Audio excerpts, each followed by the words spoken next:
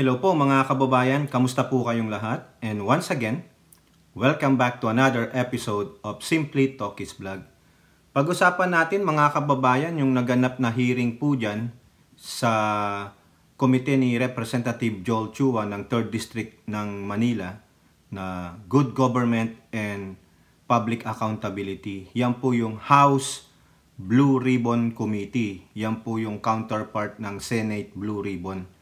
No, napakarami pong mga naganap diyan, no, tulad ng pagko-contempt sa mga 4 na kawani ng OBP at mga former DepEd employee na kung saan sila po ay nowhere to be seen diyan po sa hearing, and they continued defiance and disrespecting the Committee of Good Government and Public Accountability. So, ganun po sila ka-defiant because of what? O because of who enables them? Siyempre, ito, si Siminet. No? Na palagi daw po silang may pinupuntahan. Busy palagi. Pero nagkakataon naman na tuwing may hearing, doon sila umaalis. So, sa inyong opinion, totoo ba na busy sila? Totoo ba na yung araw na yon sila ay may pinuntahan o whatever? No? Nababanas na po, naiinis na ang mga mambabatas o miyembro ng committee na yan, no? So sila po ay pinatawan ng contempt, no? Yung contempt naman na yan normally 10 days lang. Pero baka yan pag sila nahuli because of their continued defiance, arrogance and disrespectful, malamang baka hindi lang yan 10 days at baka hindi yan sa HOR building. Dapat sa mga yan, sa Muntinlupa, Pero hindi yan po ang pag-uusapan natin mga kababayan. Ang pag-uusapan natin ay yung Chief of Staff ni Pusit, nagpakita na po after ng 2 weeks na pananatili niya dito sa Amerika due to family reason. Okay, so at least umuwi po siya at hinarap niya po ang ating Kongreso diyan sa committee ni Representative Joel Chua, pero na-contempt pa rin po siya. No, kasi sa isang bagay na mukhang hindi naman siya yung nagsisinungaling o parang ganun pero iba po yung nature ng pagka-contempt sa kanya. Mamaya sasabihin natin yan. At the same time, maniwala kayo sa hindi, ang milyong piso na in-encash ng tauhan ni Pusit, yung si Paharda, yung mga sa DepEd or OBP, kanila pong itinago sa duffel bags. Yan po. Okay, so bago tayo magpatuloy, tayo po ay magbibigay-pugay at pasalamat sa lahat ng ating channel members, followers, subscribers, nag-like at nagsishare ng ating mga videos, sa mga nagbi-video replay, nagsishare ng kanilang blessings. Ganon din po sa mga nakakasama natin sa ating video premiere at live stream. And special shout out to all our OFWs, to the men and women in uniform, sa ating mga frontliners at mga guro. At maraming salamat po sa patuloy niyong pagsubaybay, pananatili sa ating channel, no, at sa walang sawa na ring pagsuporta sa atin. May God bless us all, may God bless our country, and may God bless the Marcos administration. So unahin natin mga kababayan, no, bakit po na-contempt itong tauhan ni Pusit, no? Napakasakit po nito. Pero bago po siya pinatawan ng contempt mga kababayan, ano po kasi yung ginawa niya? Ano yung isa sa mga dahilan ng isang mambabatas why they made a motion na siya po ay i-contempt, no? Galit na galit nga rin po dito ang isang deputy majority leader na kung saan tahasan pong sinabi na pambabastos ang ginawa nito, no? At pagiging parang isang diktador na po ang dating nitong Chief of Staff ng Office of the Pusit. Okay, so sinong Sino nag-utos sa kanya para gawin ito? Di po ba? Siyempre, yung leader nilang Pusit, si Siminet. Okay? So dito po, no, sa ulat ng GMA News, bago po siya na contempt, ano yung pinakadahilan? Exec confirms OBP asking COA not to comply with House subpoena on Compipan's audit. Kinumpirma po mismo ng executive na ito, no, nagaling siya ng OBP, asking ang COA na wag mag-comply sa subpoena. Ganun? So pag hindi nag-comply sa subpoena ang COA, sino ang mananagot? Yung OBP o ang COA? Ang COA. Kasi ang COA ang pinadala ng subpoena. Kung i-defy nila yon, sasaluhin ba sila ng OBP? Ano, may ibubunyag ang OBP? Na, oy, huwag kayong umaten dyan, otherwise, ganito gagawin namin, isisiwalat namin ang baho nyo, o di blackmailing na yon. Mga kababayan, eto, dinidiktahan nila, inuutusan nila ang COA na wag sumipot, i-ignore yung subpoena. Subpoena yan, ha, mga kababayan. Ano ang karapatan ng Office of the Vice President para magbigay ng letter? Kasi yung may letter po, mga kababayan, medyo malabo lang, no? Hindi natin mabasa. Pero for your benefit, ayan po, meron po talagang patunay na itong Chief of Staff ni Pusit ay sumulat sa COA. You defy that order. You defy the subpoena. Don't come. Kasi daw, hindi pa tapos yung audit. Pero meron ng disallowance eh. Kung ikaw, no, na-find out mo yan, may kulang talaga na audit na yung ibang portion. Sabihin natin, hindi pa totally tapos, pero may portion ng tapos. Kaya nag-issue na ng disallowance. Ibig sabihin, pinababalik na, final na eh. No? Hindi naman lahat, sabi tapos na, hindi pa eh. Meron pa eh. Siguro may 10% pa, pero the rest is final. May disallowance ka na eh. Ibig sabihin, finality na yon. Wala ka nang may presenta pang ibang dokumento to justify that disallowance para makorek. Wala eh. Kaya nga ka na binigyan ng disallowance eh. May final ka ng sagot, di po ba? Kaso, dinidiktahan nila. Sa palagay ninyo, pag sumunod ang COA dito, di ba? Pag sumunod ang COA, ano mangyayari sa kanila? Di sila naman ang sisisihin ng House, ng committee ni Joel Chua, ba't di kayo sumipot? Contempt order kayo. Ha?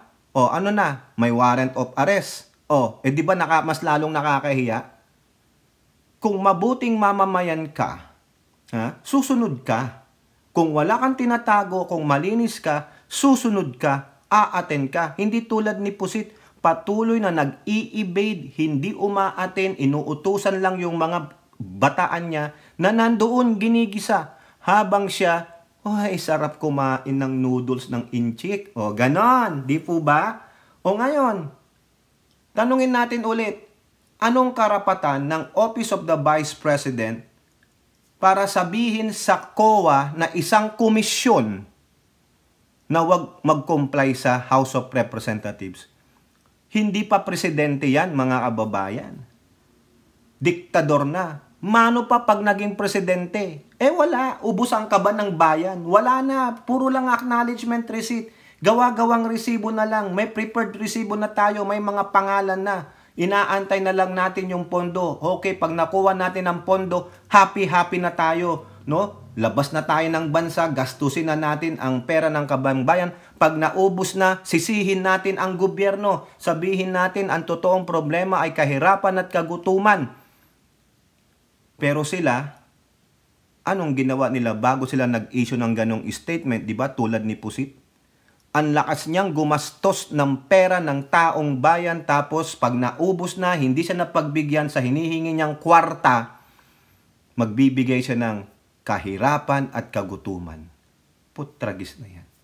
Di po ba? O eto po, nilalaman ng balita na ito. An Office of the Vice President official confirmed on Wednesday that the OBP sent a letter asking the COA not to comply with the subpoena issued by HOR committee to submit audit reports of the office use of confidential funds. Quezon 2nd District Representative David Suarez asked OBP Chief of Staff Zulaika Lopez to confirm the validity of a letter dated August 21st of which she was an undersigned. Ayan po yung letter ulit. Medyo malabo lang noon. Pero siyang nakapirma. The letter stated that the subject subpoena should not be complied with, citing various reasons such as violation of constitutional principle of separation of powers, among others. Lopez confirmed the letter before the House Committee on Good Government and Public Accountability. Ayun ang reason nila. Citing violation of constitutional principle of separation of powers, among others daw. So, bibig sabihin, walang karapatan ang HOR na isubpoena ang komisyon. Really? Oo. This was a matter I consulted with Limuel Ortonio for the matter of requesting COA. Sino tong Limuel Ortonio? Ito po, itong tao na to, pinakontempt na rin to kasi nagbigay ng letter na a-attend daw siya pero wala naman siya. Pinapahanap na rin itong gunggong na ito. Talaga pong coordinated na pagtakas. Coordinated na pagsuway. Ganyan po ang halimbawa ng pinapakita ni VP Sara Tamilmil Pusit Duterte Carpio bilang isang leader ng opisinang Vice President. Ganun po siya. Huwag kayong sumunod, sumuway kayo. Maging diktador tayo. Yun po yan. Pag ginawa niyong presidente yan. Di po ba? Tama, mali. Pag ginawa ninyong presidente, again, tanungin ko kayo, anong mangyari? Wala. Dadami na naman siguro ang EJK. Dadami na naman ang mga drug lords. Dadami naman ang mga pangako-pangako. Dadami na naman ang mga krung-krung. Ayan po. When asked if VP Sara Duterte knew about the letter, kung alam daw ni Pusit yung letter, ang sabi ng kanyang Chief of Staff, yes. So therefore, lahat ng yan may alam si Pusit. Pero kiniklaim niya dun sa kanyang press conference, di umano, magaling lang mag-press conference ang gagang Pusit. Wala daw siyang alam. I haven't seen that document. Lalong-lalo na yung mga ARs daw. Diyos mio, ayan sukol na sukol ka na. Yung Chief of Staff mo, ipinagkanulo ka na. The House Appropriation Committee in August issued COA subpoena for its audit reports on the use of confidential fund on the OBP and DepEd. Ayan. Ortonio, another OBP official, was cited in contempt for failing to attend. Ayun, yun yan Pinakukulong siya sa bikutan. Oo. Following Lopez confirmation that the OBP made such a request to the COA, Suarez said that it was disrespectful to the lower chamber's authority. Nagalit na po si Congressman Suarez. Quote, ang dating po sa amin nito, una, hindi nyo nirirespeto yung subpoena authority ng Kongreso. Correct. Kasi yun ang utos ni Pusit. Pangalawa, parang sinusupil ninyo ang karapatan ng mamamayan na malaman kung paano ginagamit ang pondo ng mga ahensya na pinagkakatiwalaan ng mamamayan. Correct. Ipinagkatiwala sa inyo yung bilyong piso. Pero anong ginawa ninyo? Mamaya malalaman nyo. Sa aking pananaw, this is one way of covering the truth. Tinatakpan ang katotohanan. Kung wala naman kayong tinatago, bakit ninyo pinapakiusapan ng isang ahensya na hindi i-share ang dokumento patungkol sa isang investigasyon na sinasagawa ng isang ahensya? Ano ang sagot ni Lopez? Does not seek to undermine the power of Congress. Ayun daw yung nakasaad sa letter. Pero yung buod ng letter ninyo, you are commanding the COA not to follow the subpoena, not to adhere to the subpoena. Ato pa ang sabi niya, it is simply a request. Request lang daw, oo. To the Commission on Audit, given that there is still an ongoing audit investigation, since hindi pa naman natatapos yung audit, hindi naman din po tama na ibibigay na muna yung mga ganong dokumento. Anong gusto nyo? Gagawa kayo ulit ng mga gawa-gawang dokumento? O nahuhuli po kayo Nahuli kayo kasi yung una nyong sinubmit sa COA, ayun yung binigay nila. O ngayon, ang gusto nyo pagtakpang kayo ng COA? Sumagot naman si Suarez dyan. In response, Suarez said the OBP's action was uncalled for. Hindi tama yung ginawa ninyo. That is not a call for you to make. Precisely because you are the agency being investigated. Correct. That's totally uncalled for. You are asking another agency not to cooperate with Congress when an ongoing investigation is happening. Dapat hinayaan ninyo na lang kung wala namang kayong tinatago. Pwede naman ninyong ipaliwanag yan dito kapag nag-hearing na tayo. Oo, I agree with that mga kababayan. So galit na galit po si Suarez. Unang-una niyang sinabi, it is a disrespect to the House of Representatives doing the investigation. O now, nang dahil dyan po, isang mambabatas nakaaway talaga, na hate ni Pusit, si Representative Castro ng ACT Teachers Party List. Ano ang sabi dito sa Manila Bulletin? Contempt ang ending. After yun na binasa ni Suarez, nalaman nila, pati si Castro, contempt ang ending. Nag-motion po si Castro na i-contempt siya. Anong klase ba? Mamaya basahin natin. OBP Chief of Staff Lopez ordered detained in-house after 10-hour grilling. Ayan. Pasalamat pala tayo kay Lopez. Dumating siya. 10 hours siya doon. Nagtrabaho si Lopez. Sige, kudo sa'yo. OBP Chief of Staff Zuleika Lopez found herself with a contempt citation as well as detention order during her first time to appear. First time? Actually, pinagpalibang-palibang, pinagbigyan na lang siya Kasi nung last time, nung ika-5 edition nitong Good Government and Public Accountability Hearing, nasa Amerika siya, nandito siya. So sabi na lang, sige, i-forlow natin to, pagbigyan pa natin. Pag next hearing hindi dumating, doon natin siya i-contempt, i-arrest order. Buti na lang, umuwi siya ng Pilipinas nung 14 yata. Kudos naman sa'yo, at least hindi mo tinatakbuhan. Hindi tulad nung mga kasamahan mo, pati yung amo mong Pusit. So therefore, mako-consider ka na bang wala ka na sa Pusit? Nandun ka pa rin. Before the House Committee on Good Government and Public Accountability Inquiry on Confidential Funds Misuse.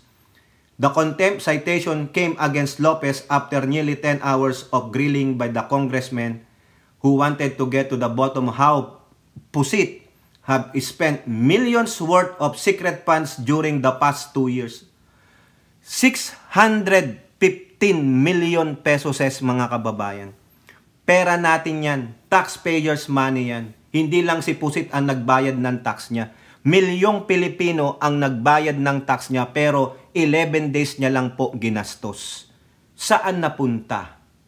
Mga fictitious names, mga walang kwentang receipts, hindi maipaliwanag bakit may sobre ang ilang mga empleyado na departamentong hinawakan niya. Ganyan niya po lustayin ang pera tapos ayaw niyang magpaliwanag, ayaw niyang mag-oath. Kasi bakit? Diktador po siya. Kaya hindi po magandang halimbawa maging leader ang babaeng ito. Hindi pwedeng ipamalas, ituro para sa mga kabataan ang pag-uugali ng inyong Vice Presidenteng Sara Tamilmil Pusit Duterte Carpio. Wala pong magandang aral ang matututunan sa babaeng yan. Immature, bastos, irresponsable, at sinungaling. So therefore, ang sinungaling, kapatid ng making the motion to cite Lopez for contempt on the ground of undue interference in the conduct of proceedings. Yun po yung dahilan bakit siya kinontempt. Hindi yung tulad na sinasabing you are lying. Di ba? Parang si Bato, si Paduano. Pero sinight po siya undue interference in the conduct of proceedings. Bakit po? Kasi po, doon sa letter nila sa COA na siya ang undersign. You are interfering to the investigation of the committee to the COA.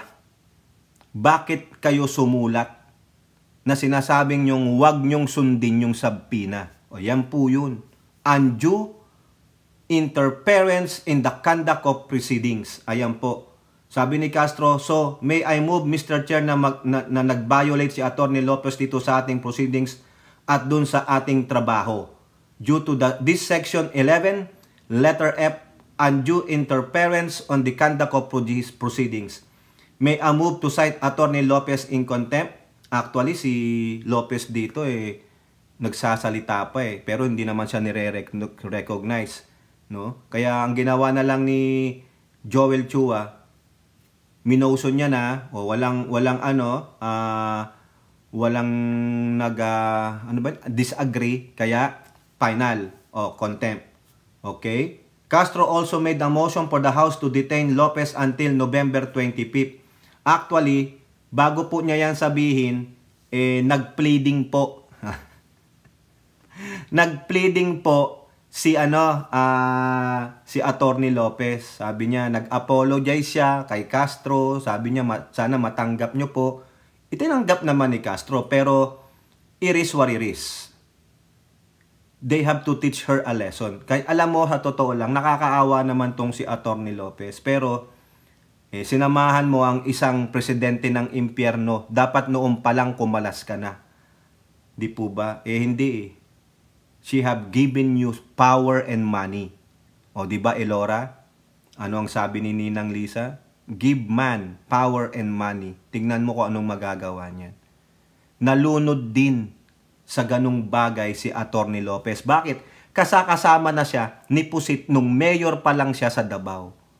Kung alam niya na mali yung ginagawa ni Pusit, bakit hindi siya kumalas? Bakit pa rin siya nag-stay bilang tauhan ni Pusit? Di po ba? O ayan. So, it is also her doing. Pero inaccept naman yung apology niya at nakikiusap siya na sana wag siya i-cite in contempt. No. Na-cite ka in contempt because of the rules. It says that yung binanggit ni Castro na Section 11, letter F, undue interference to the conduct of the proceedings. Yung po yung na-violate mo, attorney ka, dapat alam mo yan. O ngayon, tinanong lang kasi ang rules is 10 days. So sabi ni Castro, naawa pa nga sa'yo si Castro Sabi ni Castro, until na magbalik tayo ulit sa November 25th. That will be the next hearing. That will be on Monday. Tama, mali. O yan. So 5 days ka lang naman. Maganda naman po dyan. Masarap po ang pagkain dyan. Hindi po tuyo, galunggong ang ulam dyan. Saka kamatis, no? Hindi po. Masarap po ulam dyan. Di po ba? Oh, ayan ang kasalanan mo. Kasi nagpakaloko ka kay Pusit. Di ba? Nagpakaloko ka Habagay, you are just following the order of your general. Oh, siguro ano ka lang, right hand man ka. Siguro ikaw yung sekretarya niya. O kasi chief of staff kay. Dapat nga na-cite in contempt ka na nung tinatanong ka ni Asidre. Si Tingog Party List Representative Asidre, that you don't know the operation of this and that. Chief of staff ka. The chief of staff must know everything. Kasi yan ang i-report mo sa amo mo. Right hand man ka. Diba? Ibig sabihin, hindi mo alam kung nasaan yung tauhan nito, tauhan mo, tauhan nyo. No way! Ikaw talaga, ang babagsakan lahat ng impormasyon yan. You have to know everything because you have to report it to your boss. Come on. Ako nga may sekretarya Lahat ng nangyayari sa department namin, alam ko because of her. Sabi ko, magmarites ka dyan. Alamin mo lahat yan, report it to me. Kasi hindi ko magagawa lahat ng trabaho na yan. That's why I hired you. Diba? Ganun po. Itong chief of staff, she's lying to her teeth. Kaya buta salamat ka, hindi ka nga kinontempt ni Asidre. Galit nga, minura nga siya. O ito, ginamitan ka na lang ng isang section sa rules nila. Attorney ka, alam mo yan. O, naawa pa nga sa'yo si Castro. Sabi niya, until nung pagbabalik natin. O, kasalanan mo. No? Ang sisihin mo ay ang amo mo na Pusit. Pasensya naman po, Atty. Lopez No? Because kung talagang matino kayo, no, babagabag ka ng konsensya mo sa kabalbalan ng amo mong pusit, dapat noon pa lang, nung kasama mo siya sa Davao City as mayor. Hindi eh. Nalulung din kayo sa power and money. Sorry naman po Attorney Lopez, no? Pasensya naman po, pero it is appropriate that you took the punishment. Ginagalit nyo kasi ang Kongreso, and that letter is a very incriminating of you. No? That you are been, naudyokang ka Sa bagay, follower ka lang, pero iris what iris, darating din mga kababayan ng panahon na itong si Pusit, sisingilin din po ito sa katarantaduhan niya. No? Ako po, hindi po ako maaawa kay Pusit pag siya po ay naparusahan. Magbubunyi pa ako. I don't pity this kind of people na masyadong arrogant, boastful, mapagmataas. Yung mukha nila na ganyan, yung pinapakita nila, balat kayo po yan. They are in a mask, no? Parang the girl in an iron mask. Di ba? Kaya ako hindi ako nininiwala. Kaya pag ito na inabutan to ng parusa ng karma, matutuwa pa ako. Patawarin nawa ako ng Diyos, no? Pero enough is enough dapat Nakakasawa po itong mga ito O now, labas tayo diyan kay Attorney Lopez. Contempt po siya, no? Undue interference on the conduct of proceeding. No? Hinihinder nila. Pinagbabawalan nila ang COA na wag sundin ang sabpina. Di pwede. Ikayo bang mananagot? Kayo ba ang boss ng COA? Commission body yan? Who are you? Di po ba? Kung sinasabi mong separation of powers, and then who are you then? Di po ba? It is a commission body. Di ba? But, since there is a subpoena, most of them are lawyers, even though there are auditors, they know the severity of that subpoena. If they will comply or not to it. Pag nag-comply sila, ayos lang. Pag hindi sila nag-comply, then there will be penalty for that. Lawyer ka, alam mo yan. Pero because of your blindness to the Dutertes, yan ang napala mo. Di ba? Ngayon, pasensya ka kung maridicule ka ng sambayan ng Pilipino. Dapat kasi dito, si Pusit ang umatin Kaso, alam nyo na, tago ng tago. Di ba? Takbo ng takbo. Ayan. Sana na ipakontempt nyo na. Throw away the respect dyan sa opisina niya. Because that person doesn't respect you. You can respect the office itself, but not the person, because the person in that chair doesn't have respect kanino man. Pinagtatawanan kayo niyan. Para po siyang si Cruella de Vil na tuwang-tuwa pa. Eto po. Pag-usapan naman natin itong ₱1,000,000 na nilagay lang sa duffel bag. Ibinunyag po ito nung mga nasa bangko na kinuhanan nila ng pera. Winidraw nila yung cheque. Ito po sabi sa Philstar.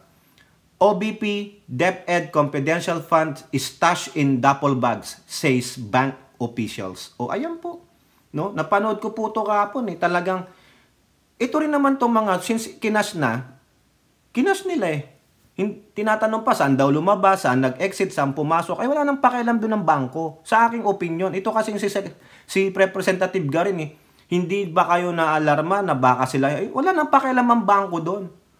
Once you got your money, you exited the bank, it's your responsibility now. It's not bank responsibility. Kayo naman. Huwag nyo nang gisahin yung mga nagtatrabaho lang sa bangko. Ang mga nagtatrabaho dyan sa bangko, the manager, if they find that check is real, there is like authorization, kompleto ang dokumento hinahanap ng inyong bangko para ma-encash itong perang napakalaki, then they will authorize it. Now, paglabas mo ng bangko, it's up to you. It's your responsibility to take care of that money. Wala nang pakialam ang bangko doon. Di po ba? Kasi na-release na nila kayo naman, sometimes yung line of questioning ng ibang mga mambabatas, naman, common sense mga kababayan. Naaawa ako dito sa bank manager na itong bago na yung mukhang kinakabahan pa nga siya. Minsan makikita mo yung panginginig ng boses niya. Land Bank Show Boulevard pa pala ito. Alam ko ito.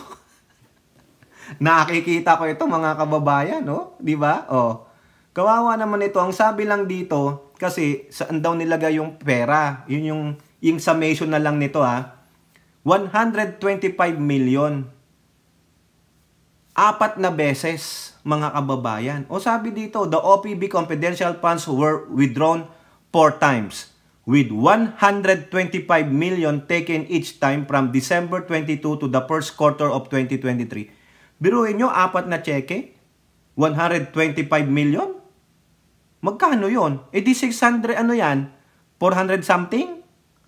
O 600 million? Tama ba? O mali na ako? 500, 250, 4 eh. E di 1 billion.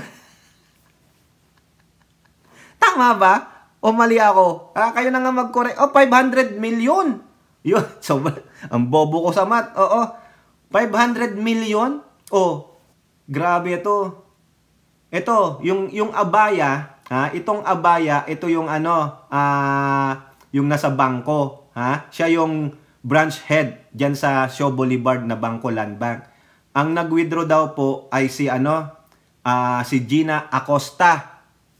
Wow, 500 million in confidential funds. Withdraw ng 4 na beses. Sabi niya, Abaya also noted that Acosta was accompanied by 4 individuals not affiliated with Land Bank who helped carry the bags and transport them to the OBP.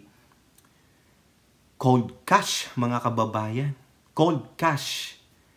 Nilagay lang po sa duffel bag. Cold cash. Ang tanong nga, meron bang bolt doon para lagyan nila? Bakit kumuha ng cold cash si Pusit? Bakit cash? Para wala nga namang paper trail. Oo. Wala.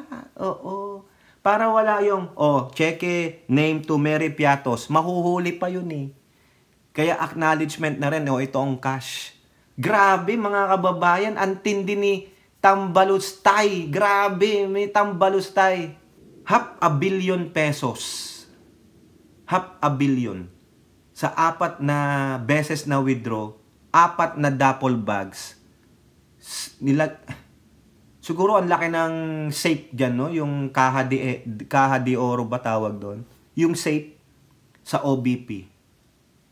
Parang pag napunta ka doon sa opisina na Pusit, merong secret na ganito, no? Yung picture frame, pero meron palang code. Nandun yung pera. Ang laki siguro, no? Pagpasok mo doon, parang, paleta ng pera.